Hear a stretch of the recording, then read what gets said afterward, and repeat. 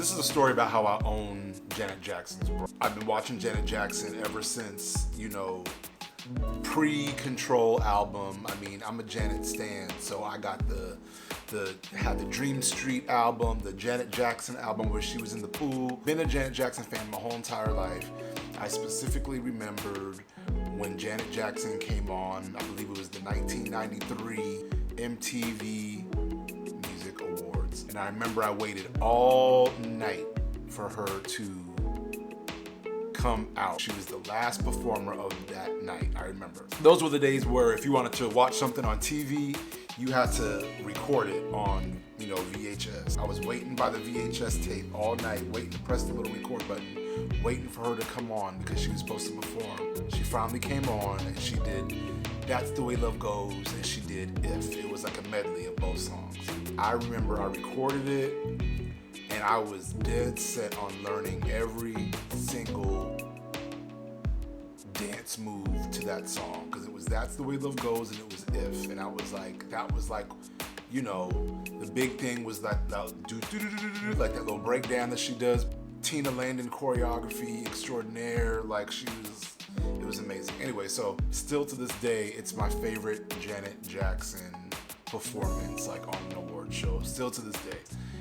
Like the Janet album came out, it was 1993. Like Janet was coming into her own. She was always sexy, but now it was like she was showing, more skin, more body. Her body was banging.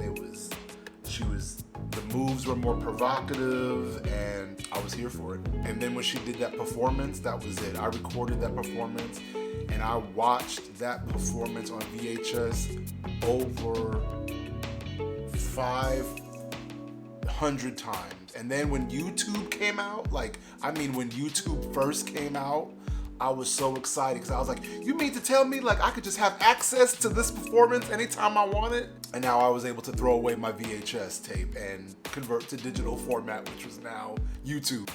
That performance meant so much to me. I learned the whole routine to If and That's the Way Love Goes. I was determined, as hard as that choreography was back then, to try to learn it. Anyway, also the Janet tour, the Janet Jackson, or the Janet period, world tour in 1993. That was the first tour I ever went on. That was the first tour, not ever went on. That was the first tour I've ever been to as an adult, was the Janet World Tour in Phoenix, Arizona. And I think it was like August 20-something.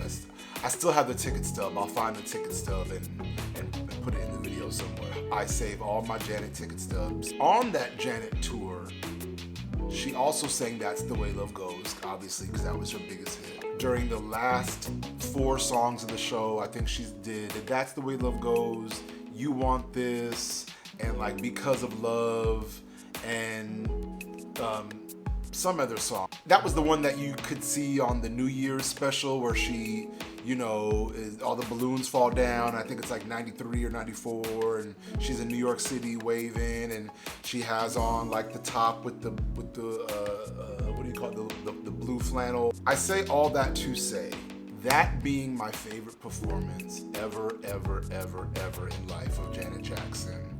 The Janet tour being the first tour I ever attended. I was probably 13 or 12. Just that specific performance at the MTV VMAs being such a big part of my life, and such watching that video till the tape broke. Somehow, some way, I had to have a piece of that performance.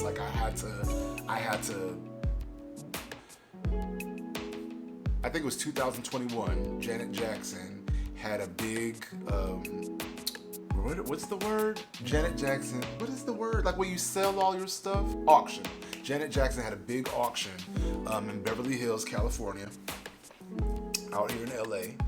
And it was in Beverly Hills, and she sold all of her stuff. I mean, crazy, iconic stuff, the outfit from That's the Way Love Goes, I think Kim Kardashian bought. The Rhythm Nation outfit, the key on the ear, the outfit from the Busta Rhymes video, the Scream outfit, the Runaway outfit. They had everything but the Band-Aid that was on her from when she got burnt with the iron. They had everything of Janet's for sale.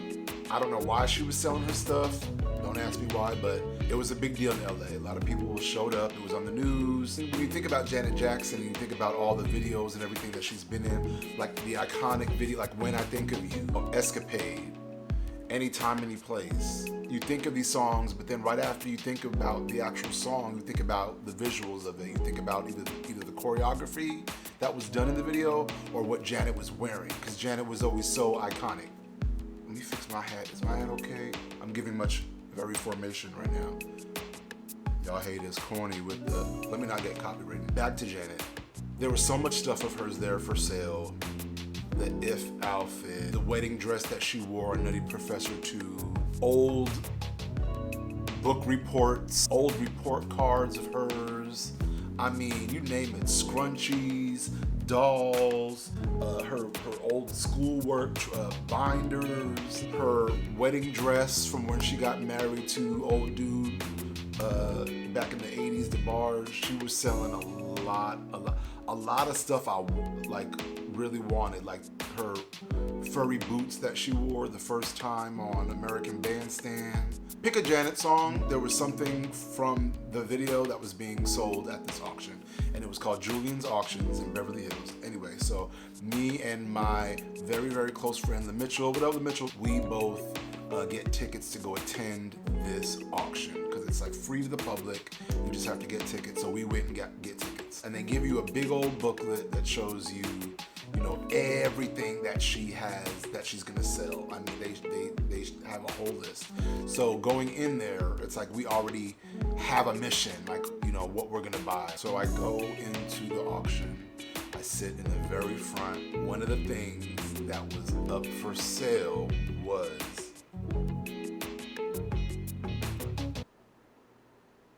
that bra. The bra that she wore on that 1993 VMA performance. The bra where they were sitting like under her chin, like it was just, please watch the video where I react to that performance, just so you could see how much of a stan I am about that performance. Like, it was something about the choreography from Tina Landon. The hair was laid it was like the golden honey brown. The makeup was, the women all had on the simple jeans with the simple leather top. The formation changes, the choreography, the energy of the performance, these theatrics, the everything. It was like MTV in its prime. It was like everything an MTV Awards performance used to be back then. Anyway, so the bra goes up for sale. I knew this bra had to be mine. I went and the bidding started for the item, and it was, Janet Jackson's bustier bra from her performance on the MTV VMAs or whatever. But I knew that it was more than just she wore that bra on the VMAs. I knew it from being a stan that she also wore it every single night for her final 4 songs on the Janet tour that she performed in for 3 years. So what I'm saying is, I know this wasn't like a little one-off outfit that she wore. Like, she was in this article of clothing for 3 years. That means there's sweat on it. That means there's Janet sweat in the fiber of the material. There was some wear to this bra. The bra goes up for sale. The bidding starts at like $500 or something like that, and it's just like you see on TV, 500, give me 500, 2,500, 3,500, give me 3,500, and they were just like, going up and up and up and up and up. So I was like, oh my God, it's getting like way out of my price range, right? But like most things out of my price range, I had to have it. So I raised my hand, putting in a bid for the bra, knowing that I was probably going to be outbid by the person next to me that had more money than me. Because the auction wasn't just people that were in the room, it was like you could call in too. So it was like people calling in from Australia, Germany, Europe, everywhere, calling into this auction trying to get her stuff. I bid. Finally, I bid, and nobody outbid me. So I actually was the winner of the bra that Janet Jackson wore on the MTV Awards in 1993, hosted by Christian Slater. If you want to go and YouTube it, or if you want to just go ahead and look at my video of me reviewing it, that'll help too, and subscribe. I'm not going to say exactly how much I paid for it. Maybe one day it was a pretty penny. Listen, it was a pretty penny. I usually don't tell people much about the bra itself because this is where the corny part of the video starts. So basically what it is to me is I used to watch that performance all the time. I used to watch that video all the time, like I said, on the VHS.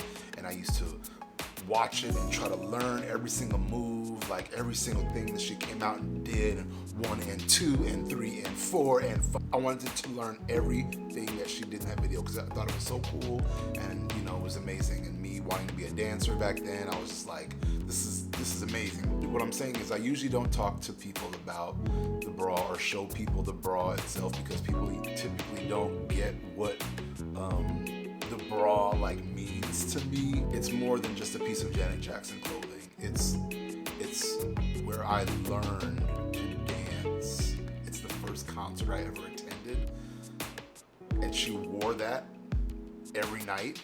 For me to own it, it almost feels like it makes it feel like anything is possible.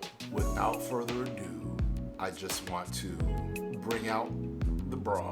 I don't want to make it a production. I'm definitely gonna make it a production. Here's the bra. Here's what you've been waiting for. Every single night when she sang That's the Way Love Goes on the Janet tour, she wore this bra. 1993 MTV Awards. She performs If live for the first time on TV. She wore this bra. It's mine. I own it. I will cherish it. It's in my will. I guess you want to see the bra. Do you want to see it? Should I show it to you? I mean, I'm gonna go get it right now. Hold on a second. I'm not gonna make a big deal about it. I can't just bring it out. I have to unveil it. So, one moment.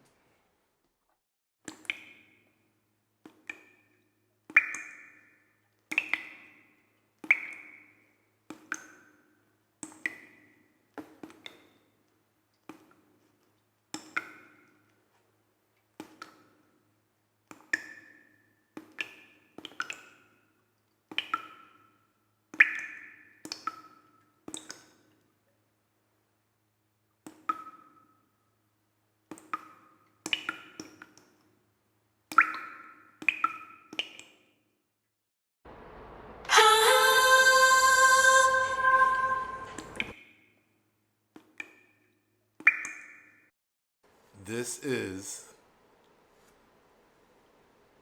the bra from that performance and that concert.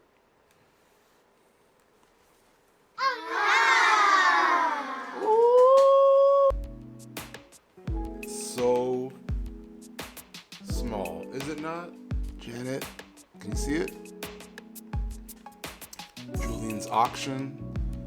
She was lot number 146. Goes. Has a little bit of wear and tear because she wore it every single night. Look how small. Like I know Janet's, small, but like this is like eensy weensy. On the back it says it's from Alaya, Paris. Oh, remember that wasn't that from what was the movie? It's an Alaya. What movie was that? What was it with the blonde girl, Alicia Silverstone? Clueless. Alaya. And it also shows that she, at the time of this era, was a size 6 in US. Dreams can come true, man. This is proof. I can't describe to you how many times I've watched that performance as a kid. And now I own, look at my through flame, burned by the fire. Look at me. My love is blank. Side view. side view, front view, another side view, back. So I guess every night she just used to, you know, fasten this. You can see she used to fasten. It just fastens like that. And then this side just fastens onto that hook. And that's how she wore it every night. So that's the back. And that's the front. I'm giving you no sleep realness. Or it could be all right. Friends come and friends may go. My friends are real, I know. To self. It could be that picture that she has where she looks like she's at a funeral.